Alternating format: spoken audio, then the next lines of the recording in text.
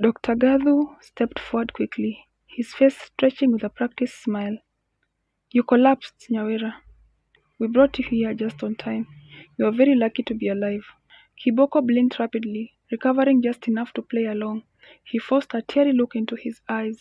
Yes, yes, love. You scared us. I thought I lost you. You fainted. You have been unconscious. Nyawira rubbed her temples. My head, it hurts. But I can't remember how I got here or why I was in a bag. Dr. Gadhu quickly touched her shoulder. We'll run some tests. Memory loss after a near-death experience is not uncommon. The two men stepped into the hallway for a hurried conversation. She doesn't remember, Gadhu whispered. It's like the trauma wiped her mind clean. Kiboko exhaled sharply, relief flooding through him like oxygen. Then, we spin the story, he said. We control the narrative. People love miracles. And so they did. She was declared dead, but woke up in the morgue. It's a miracle. God is great. Nyawira Chege rises from the dead. Nyawira's family was called to the hospital. Her mother collapsed in shock. Jerry, her sister, hugged her sister with trembling arms, eyes wide in disbelief. God gave you back to us, she sobbed. But something was off. Nyawira didn't smile, didn't cry, didn't react the way a woman should have when she returns from the dead. She stared at everyone with a calm, blank expression. She spoke slowly, in short sentences, as if measuring every word. When asked what she remembered, she only said, I remember my name, and that I was married. Nothing else. Kiboko played the perfect husband, bringing her flowers, hovering by her side, even hiring a priest to pray over her. But behind closed doors, Nyawira began to change. She wasn't timid anymore. She spoke with a strange confidence. Her voice deeper, slower. She stared into people's eyes too long, like she was reading something beneath the skin. One night, while Kiboko helped her into bed, she touched his hand. I feel like I've died before, she whispered, and something inside her came back different. Kiboko flinched. Dr. Gadhu kept her under observation, but he too noticed the change. She laughed at odd times, walked through the hospital halls barefoot, speaking to herself in whispers. Sometimes she stood for hours at the window, watching the night, murmuring words no one could understand.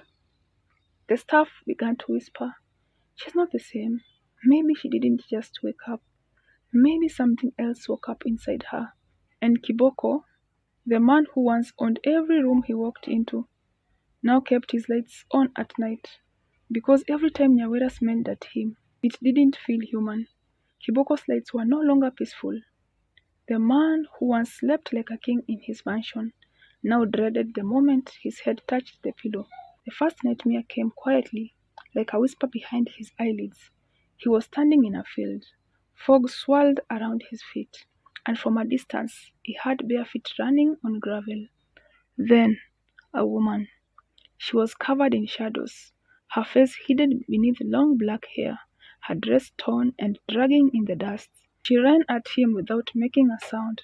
Her hand clutched a leather belt, his belt, the same one he had once used to beat Nyawira during one of his darker rages. No! No! He screamed, trying to run, but his legs were rooted to the ground. She reached him, and then the lashes began. One on his back, another across his chest, a third across his face. Each burnt like a fire. He felt the sting, the tearing of skin, the wetness of blood. He woke up screaming, gasping for air, drenched in sweat. He rushed to the bathroom mirror and froze. There were fresh red marks on his back, long raw welts, as if someone had whipped him in his sleep. His heart pounded. Maybe I scratched myself, he muttered. Maybe it's stress. But the next night it happened again. Same woman, same dream. She lashed him again. This time he screamed like a wounded animal. He woke up on the floor, convulsing, and saw the bed sheets torn to shreds. More fresh wounds across his body. He locked himself in the bathroom, breathing hard. Called Dr. Gadhu. I'm losing my mind, he whispered. She's punishing me in my sleep. But when he looked into the mirror, his reflection blinked back too slowly, and in the corner of his eye, just for a second, he saw a woman standing behind him, pale, silent, watching. And when he turned around, no one was there. The mansion was suffocating, the air thick, the walls too silent. Not even the hum of the fridge or occasional creak of the ceiling beam brought comfort anymore. Something had changed since Nyawera returned, and now she began calling herself Lillian. It started slowly. One morning, Kiboko walked into the living room with a fresh cup of espresso, only to find Nyawera standing barefoot in the cold tiles, right above where he had buried Lillian's body 5 years ago. She turned to him with a slow smile and said, "Kibo, still wearing the same cologne? The one I told you to switch from when we first met at Java?" Kiboko nearly dropped his cup. He blinked fast. His throat tightened. Nobody knew the story, not even Dr. Gadu. He hadn't spoken Lillian's name in years, because Lillian was gone. He managed to whisper, "What did you say?" She walked around the room slowly, trailing her hand across the wall like she was memorizing every inch of it. "You are wearing that navy shirt, the one I said made you look like a wannabe politician." You laughed so loud, you almost spilled coffee on my shoes. That exact memory. It had happened just like that. He backed away a step. "Nyawera, you're confused. You're not feeling well." But the way she smiled at him, it wasn't Nyawera. It was confident, sharp, knowing. Kiboko stepped back, knees wobbling. He collapsed into the armchair, gasping. Sweat poured from his brow. His mind raced with memories. His belt, the shouting, the blood. Back in Mukuru kwa Ruben, Njeri, Nyawera's younger sister, couldn't shake her unease. Her sister was alive, but something was wrong. She decided to visit the Lavington mansion. Kiboko was spiraling. He no longer slept, no longer worked. He sat in his armchair with a Bible in hand, mumbling verses, trying to drown out the footsteps he kept hearing at night.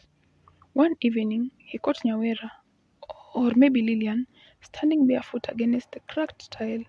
She turned to him slowly. "You used to say the dead can't talk," she whispered, "but the earth listens, and it speaks." Then she stomped. The tile shattered. Dust exploded upward. A horrible stench choked the air. And there, beneath the floorboards, cut like a secret the house couldn't hold, was Lillian's skeletal body, wrapped in the same red dress she wore the night she died. Kiboko collapsed. If you have made it this far, I want to know what you think. Was it possession, revenge, or something even darker? Tell me your theories in the comments below. Don't forget to like the video if you enjoyed it. Share your thoughts on what you expect in part 3 and subscribe so you don't miss the chilling continuation of Nyawera's return. Bye!